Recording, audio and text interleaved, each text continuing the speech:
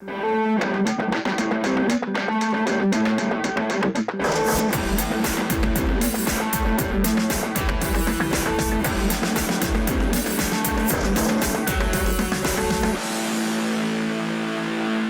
zur neuen Folge von Gerrits Tagebuch. Ich muss zugeben, einer fast ganz neuen Folge von Gerrits Tagebuch, denn ich war 3 Wochen im Urlaub und Jesko und ich haben in den Tagen vorher noch schnell ein Tagebuch gedreht. Und er hat es geschnitten, während ich nicht da war und festgestellt, ich war aber mit dem Kopf schon ein bisschen zu weit im Urlaub. Es ist konfus geworden und allgemein fehlt mal ein Update für diejenigen, die das vielleicht zum ersten oder zweiten Mal schauen. Was ist eigentlich mit diesem Thema Vesuv los? Wir haben vor 2 Jahren mit dem Vesuv angefangen, wollen diesen Vulkanausbruch perfekt darstellen, haben das mit Kinetic-Sand versucht, tolle Ergebnisse, optisch zumindest, hinbekommen, die uns wirklich alle fasziniert und beeindruckt haben, weswegen wir auch nicht loslassen wollten, als wir feststellten, dass dieser Sand verschleißt. Er verliert seine Eigenschaften, relativ schnell sogar.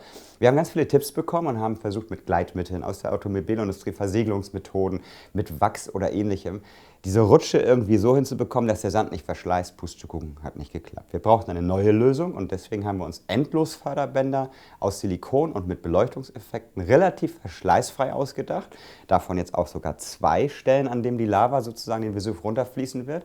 Und das Ganze ergänzt mit fliegender Lava oben am Kraterrand und mit kleinen Effekten nebenbei soll das ein sensationeller Vulkanausbruch werden. Davon handelt diese neue Folge, die ihr jetzt auch verstehen werdet, und nebenbei auch von Themen wie Wasserflächen im Wunderland, wie machen wir die eigentlich, dann der Marmorabbau in Italien, allgemein ein Italien-Update, zum Beispiel mit dem Thema, wie beleuchten wir das Kolosseum, und wir haben erste Projektionen in der Schweiz mal getestet und das alles zeige ich euch in der neuen Folge. Viel Spaß! Stefan! Ja! Nein! Was machst du? Ich reiße ab. Ich brauche Platz. Das tut immer weh, wenn man was so Schönes abreißen muss. Aber es hat seinen Dienst getan. Es war ein Muster, es hat uns geholfen, eine Entscheidung zu finden. Man konnte schön dran rumstudieren und rumprobieren. Und die Technik selber schmeiße ich ja nicht weg. Das heißt, das rette ich alles, das wird wieder ausgebaut. Und ich versuche es auch halt wieder in den großen Vulkan wieder zu integrieren. In irgendeiner Form. Wie, weiß ich auch noch nicht, aber... Genau genommen ist der aktuelle Vesuv ja auch ein Test-Vesuv, weil das ist zwar eine tolle Zwischenendlösung vielleicht sogar, aber wir werden es, ich bin mir sicher, irgendwann in den nächsten Jahren noch mal mit Sand versuchen. Klar. Aber jetzt machen wir es erstmal so und die letzten Wochen waren Kohlebergbau für dich, wenn ich mir das so anschaue. Ja, es ist ein bisschen schwarz, ein bisschen schmutzig hier in der Gegend. Wir haben ja jede Menge von diesen Kettengliedern aus Silikon gegossen, haben die vorbereitet, mit Ruß geschwärzt und also war ein bisschen Massenproduktion, aber wir sind fertig. Das ist auch für den Müll? Ja, das ist unsere Polystyrol-Testversion. Hier siehst du noch die ganzen Änderungen.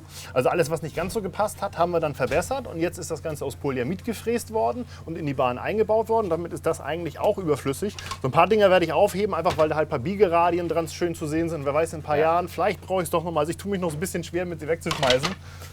Wenn wir jetzt die ganze Geschichte des Vesuvs in den letzten, sagen wir mal, 2, 3 Wochen in so einem Talk zusammenfassen würden, dann würdet ihr eine Viertelstunde uns hier reden hören. Ich würde sagen, Bilder sagen mehr als 1000 Worte. Jesko, schneid mal aus den Schnittbildern der letzten 2, 3 Wochen mal ein schönes Video, ein bisschen Musik hinter. Viel Spaß!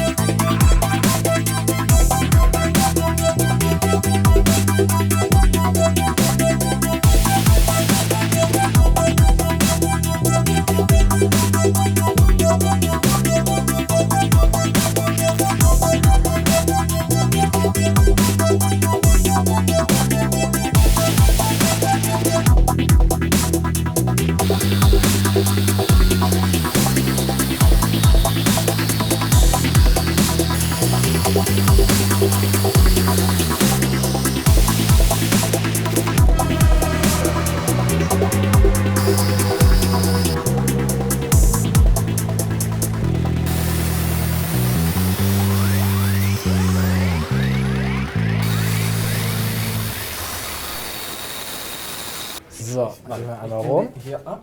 Das ist ja hier im Sportstudio. Und schiebt den erstmal darüber ein bisschen. So. Okay. Man halt doch nicht so fest. Ich komme mit rüber. So wäre 105. Ja, Okay. passt doch.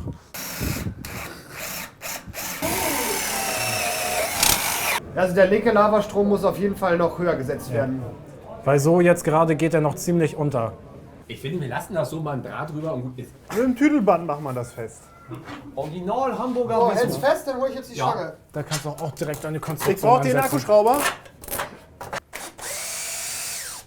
So viel zum Thema erstmal Vesuv. Die Gerrits Tagebuch schon länger verfolgen, wissen, wie viel Kreativität und Versuche da drin stecken, bis wir so weit gekommen sind. Es ist nicht unsere Traumlösung, aber wir arbeiten weiter dran, sie noch zu perfektionieren. Wie zum Beispiel mit dem Krater, der oben noch Lava rausspritzt, und wie mit kleinen Lavaquellen und Details, die das nachher zu einem bunten, effektiven Vulkanausbruch machen.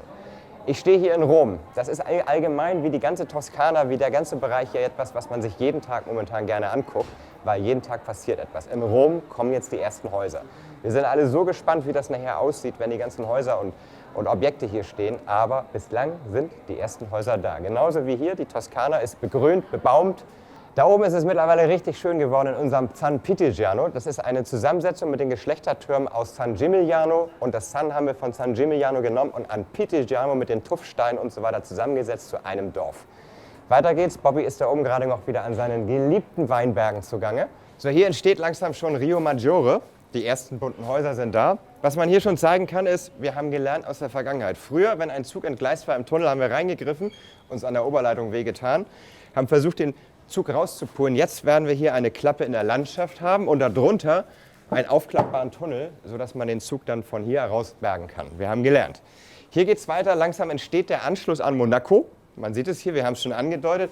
Ich weiß, es ist nicht ganz richtig geschrieben. Wir werden es noch ändern, dass es mit Doppel-G geschrieben wird.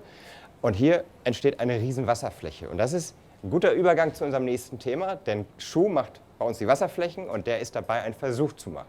So, und deswegen stehe ich mit Schuh jetzt hier, unserem Wasserexperten. Und er kann uns mal so ein bisschen die Geschichte des Wassers des Wunderlandes erklären. Wir haben in Knuffing angefangen, auch schon mit Epoxidharz, Genau. aber noch mit... Mit einer Gabel. Also früher waren Wellen bei uns mit einer Gabel gemacht worden, also immer Stück für Stück. Sieht immer noch nicht schlecht aus, aber wir können es mittlerweile wesentlich cooler. An der Elbphilharmonie kann man das ganz gut mal sehen, dass wir richtig coole Wellen machen können, weil wir mittlerweile neuartige Stempel haben. Ja. Man muss dazu sagen, das Harz trocknet nicht ganz so schnell und man hat also einen kurzen Zeitraum, wo man entweder mit einer Gabel, wie wir es früher gemacht haben, oder halt mit Stempeln, Wellen da irgendwie noch reinformen kann. Das ist die Testfläche. Genau, das ist Testfläche Nummer 1. Wir haben oben auch noch eine liegen, da gehen wir gleich hin. Die Testfläche habe ich einmal gemacht, um zu zeigen, wie es ist, eine vernünftige Spiegelung zu bekommen. Denn es geht hier rum, wir möchten gerne eine Spiegelung haben wie fast auf diesen Fotos. Man erkennt das ganz gut, dass man wirklich genau dieselben Bilder oben und unten hat. Das möchte Gerd. Ich glaube, das funktioniert nicht. Ich glaube es auch nicht. Deswegen haben wir oben einmal einen Fotoausdruck gemacht. Und ich glaube, wir machen eine Spiegelung in der Spiegel, die sich dann spiegelt. Wir werden es gucken. Wir werden nämlich versuchen, weil wir haben es bis heute immer noch so, dass in dem Epoxidharz die Spiegelungen der Landschaften nicht so doll sind wie in echt. Und einfach mal, hier sind noch Wellen drin, das war auch so ein bisschen Know-how-Übertrag an die anderen. Genau. So viele Wasserflächen bis zur Öffnung noch fertig gemacht werden wollen, dass Schuh das gar nicht alleine schafft. Und hier ist die Originalfläche, die später da reinkommt. Aber es gibt noch eine dritte und die nehmen wir zum Testen der Spiegelung im Spiegelung. Genau. Ob das genauso läuft oder ob es nur eine Spiegelung wird, da bin ich sehr gespannt drauf. So, dann Test. Attacke ab nach 5 Ab in 5. und fertig werden hier. Das waren jetzt knapp 2,5 Kilo Epoxy. Jetzt brauchen wir noch den ganzen Härter, den wir damit einmischen müssen, damit es dann auch nach circa 6 bis 8 Stunden langsam mal hart wird. Viel Material, obwohl wir am Ende gerade mal auf 3 bis 4 mm Dicke kommen. Wir werden am Ende literweise noch in Italien davon brauchen, weil die Flächen einfach enorm riesig sind. So, jetzt sind wir in einem gut belüfteten Raum bei uns im Dachgeschoss. Das ist die vorbereitete Fläche mit einem Bild, schon so wie die Landschaft unten aussieht, was wir halt als Spiegelung nachher sehen wollen. Wir beide sind skeptisch, wir werden es sehen. Ich habe mir noch überlegt, wir stempeln jetzt hier gar nicht, ne? Nee, Weil ich habe noch nie gestempelt. Ich würde es vielleicht gerne mal ausprobieren. Habt ihr das immer gemacht? Weil wenn man so einen See anguckt und leichten Wellengang sieht in echt, Ja. dann sieht man doch auch trotz der Wellen ja immer so ein bisschen farblich zumindest die Spiegelungen, die dahinter sind. Bei uns gar nicht. Wir können es ausprobieren. Ob man dann mit dem Bild im Hintergrund vielleicht mit gestempelten Wellen einen positiven Effekt hat. Ich gucke. Wenn es funktioniert und es ist angezogen und es ist nicht mitten in der Nacht, dann rufe ich die an. Alles klar.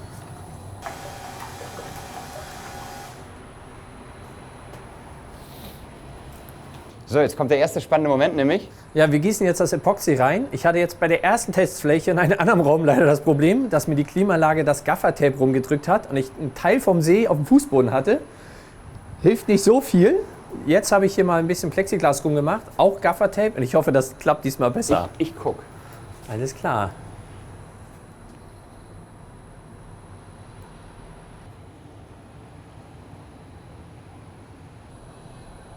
Man sieht auf jeden Fall schon, wie das Bild aufgeklebt wurde. Tatsächlich. Und das ist für mich mit der Grund, warum wir diesen ganzen Test machen.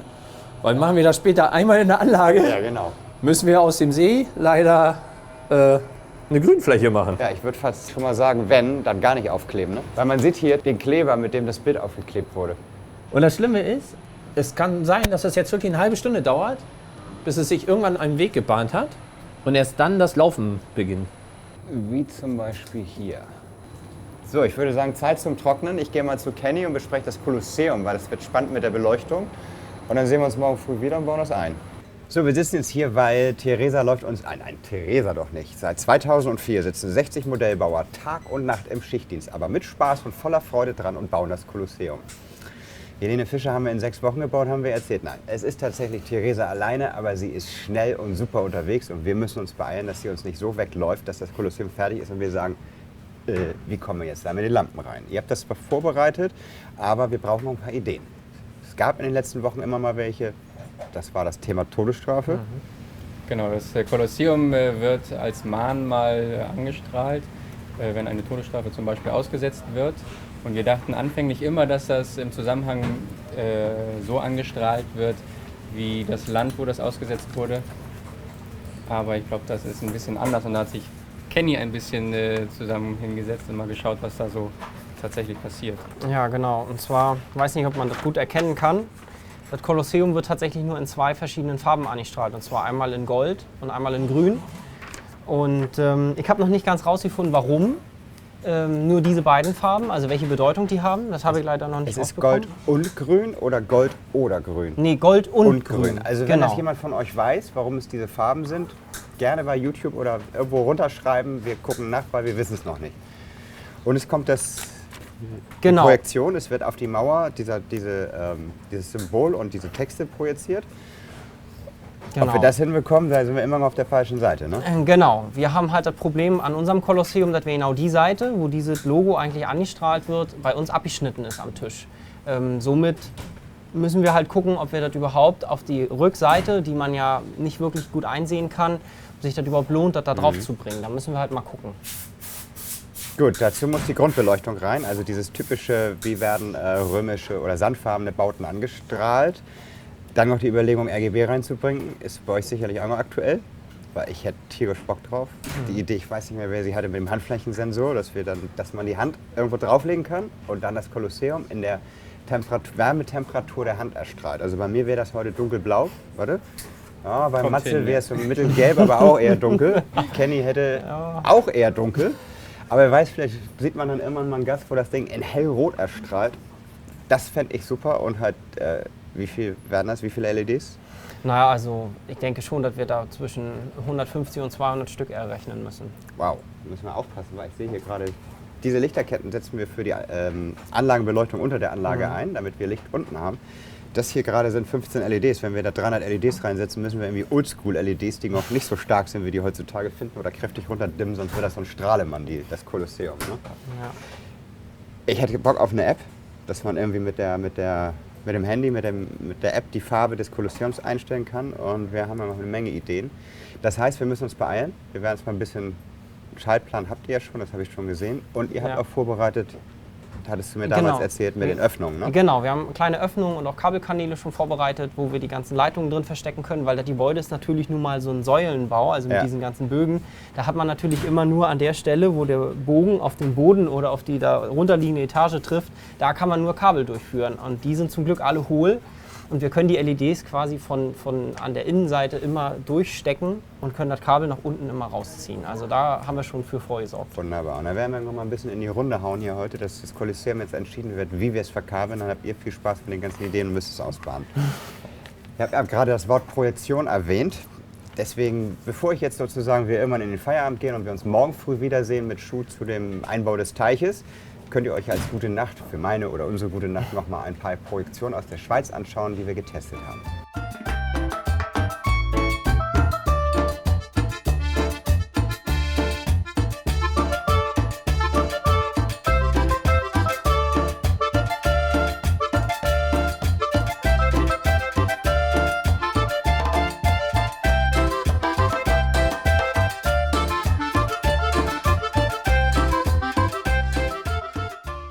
So, obwohl ich noch müde bin, war Schuh schon so fleißig und hat das eingebaut. Und dein Eindruck? Also ich finde, es sieht halt aus wie eine Folie. Man muss lassen, das Papier ist ein bisschen auch gewellt darunter. Aber es sieht einfach aus, als hätte ich über ein Foto einfach nur noch mal eine Folie geklebt. Wir haben jetzt nicht so viel Wellen mit reingemacht, aber ich finde es super komisch. Ja, wenn ihr jetzt auslöst, dann ist es super. Wenn man in einem flachen Winkel guckt, dann sieht es echt cool aus. Sobald man ein bisschen hochgeht oder auch die Richtung wechselt, es passt halt überhaupt nicht, ne? Das heißt, das Haus wandert ja nicht mit. Also ich bin voll dagegen. Ich auch.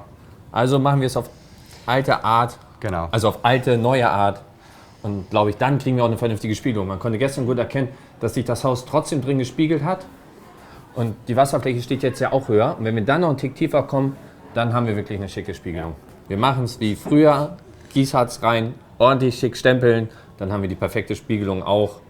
Wir sind vielleicht noch nicht ganz da, wo wir hinwollen, aber wir haben ja noch ein paar Abschnitte. Okay, braucht jemand ein kitschiges Wandgemälde? Wir haben eins über. So, ich gehe zu Damian, die Mach das. Stadtseilbahn Marmor. Hi Gerrit. Na, wie sieht's aus? Ja, so weit so gut. Müsste eigentlich laufen. Das ist die Standseilbahn für den Lars Marmor. Laser Marmor, ja. Laser Marmorabbau. Und zwar wird der Marmor ja dort auf der einen Talseite abgebaut, mit der Seilbahn rübergebracht und dann mit der Standseilbahn runter ins Dorf, um dort geschlagen zu werden. Ja, genau. Test war ja schon eingebaut, aber lief nicht. Test war eingebaut, war soweit nicht erfolgreich. Weil? Es war doch ein Habt ihr's Unterschied, herausgefunden? ob das auf der Ebene passiert, also waagerecht, oder ob du das anwinkelst, wie es bei uns ist, glaube ich, 30 Grad. Das ist eine ganz andere Seilbelastung und der Wagen durch das Gewicht hat das Seil quasi nach oben gezogen. Okay. Und somit bin ich immer aus den Rollen rausgesprungen. Und jetzt Seilspannung erhöht oder was hast du gemacht? Nee, die Seilspannung habe ich so gelassen, so dass sich die Rollen drehen, damit ich halt keinen Verschleiß habe. Man braucht eine gewisse Seilspannung. Ich habe jetzt aber hier einfach mal die Übergabe quasi vom Seil den Mitnehmer verlängert. Dass er nicht in der Mitte steht, ja. sondern eher so am Seil zieht, anstatt so. Somit hast du eine andere Kraftverteilung und es funktioniert besser. Funktioniert, okay. Und wie hast du das gelöst, dass das immer der immer rechts und der andere immer links vorbeifährt? Ja, das war auch eine Herausforderung. Wir haben hier ja keine Weichen. Also werden die Wagen immer einseitig geführt. Du hast da Rollen, die auf der Schiene laufen. Und auf der anderen Seite hast du Rollen, die in der Schiene laufen. Okay. Somit werden sie Ja. einseitig gesteuert, die Achse ist miteinander verbunden, dass beide sich quasi drehen. Genauso wie die andere. Wie oft bist du hin und her gefahren im Test? Im Test hat das ganz gut geklappt, bis wir sie halt eingebaut haben. Da haben wir gesehen, läuft nicht. So habe ich sie schon angewinkelt gehabt. Das lief ganz gut. Jetzt haben wir hier die Endlagenschalter und so reingebaut. Und jetzt kann sie eigentlich wieder in die Anlage. Das heißt, ich guck mal, ob 30 Grad gehen. Ja, Wollen Sie du kannst einbauen? mir helfen und dann machen wir Gut, mal einen Dauer. dann gehen wir los, ne? Na gut. Ich hab's hier unten noch. Jetzt nicht Du mehr. kannst loslassen. Siehst du, es ist ein bisschen eng mit den ganzen Bäumen, ne? Ja. Oder sehr fummelig.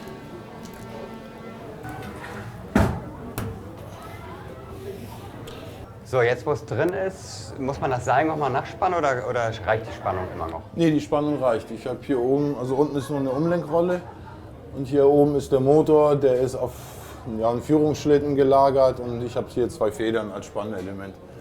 Okay, das heißt, die Erstspannung hast du richtig kräftig mit der Hand gemacht und dann den Rest machen die Federn. Genau, die Rest machen die Federn, die halten das Seil auf Spannung, weil es wird wahrscheinlich sich hier auch ein bisschen mit der Zeit ein bisschen länger werden.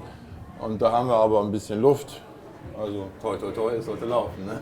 So, jetzt fehlen noch Kabel, ne? Jetzt muss ich das noch kurz mal anschließen. Ja. Ist soweit.